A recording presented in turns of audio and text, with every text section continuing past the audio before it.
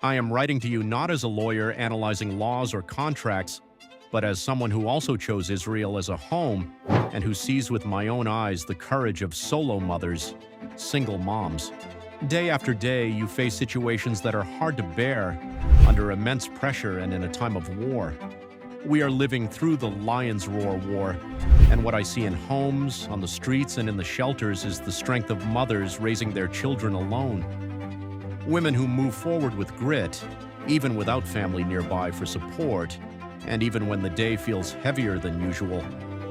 War weighs on everyone, but there is an additional burden on those who must provide, guide, protect, and calm a child while carrying that responsibility almost entirely on their own.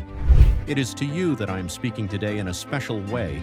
I think of the mothers who face the sirens alone, trying to control their own fears so they don't increase their children's anxiety. For a child, the world already seems far too confusing in times like these, and within that confusion, you become the anchor, the point of reference, the presence that restores some order to a world that feels out of place. I know many of you live in Israel without parents nearby, without siblings, and without daily support, sometimes without even a shoulder to lean on for a few minutes. I also know that, in many cases, it's not just about companionship, it's about financial stability and emotional support. That makes everything harder. The routine doesn't stop. You have to care for the kids, manage the household, handle the finances, run to the shelter when necessary, and at the same time try to maintain some sense of calm within the home. You don't have to prove anything to anyone.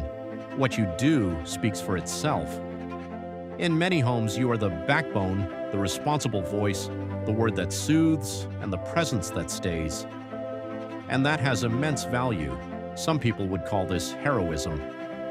I prefer to call it everyday courage, the courage to keep going, to protect, to care, and to not give in to the chaos.